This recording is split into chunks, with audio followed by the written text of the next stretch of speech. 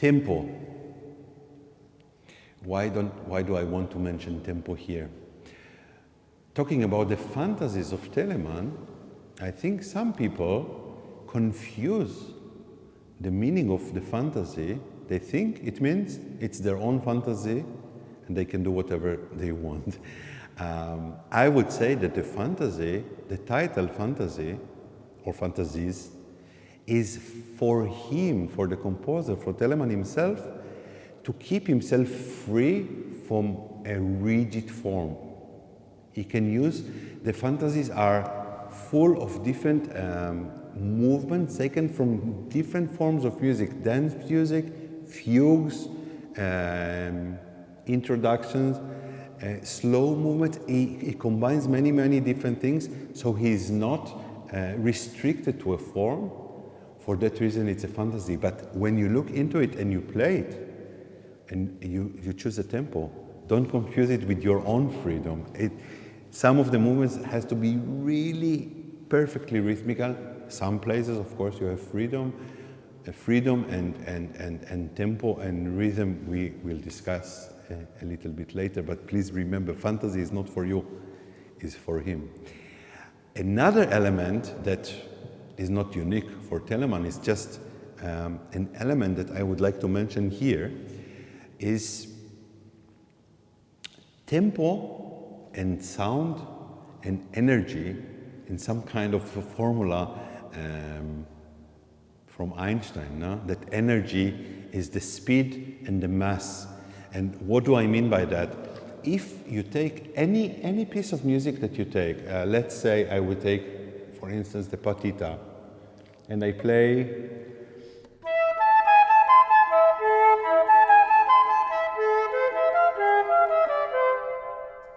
there is a tempo and some kind of sound that I use that equals the energy of this movement that I find appropriate.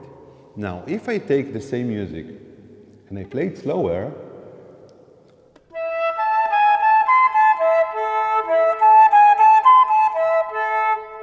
I must, in order to keep the same kind of energy, I need more sound.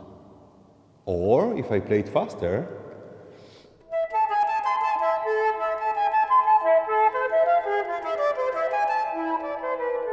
I'm not telling you which is the right tempo.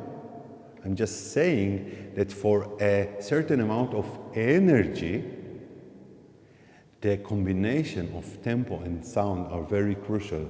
The faster you play, the lighter you can allow yourself play.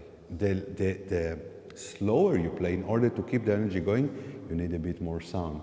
So tempo is never absolute unless the composer wrote a metronome. This we'll discuss also with later composer, because metronome by the 18th century was not yet there. It came a bit later. So this is for tempo. And the last point I would like to mention, it's a very small point, but maybe not to be neglected. When we have dotted rhythms, I would call it the to-do articulation. If we have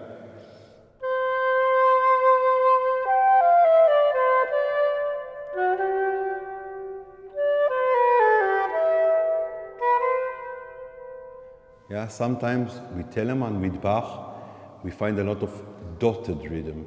So I always use to do. The short note on the tu and the longer note on the do. It helps the flow of the phrase. I know it's a very mini point, but I find it also important. If I use to, it really kind of stops the phrase from going on and flowing.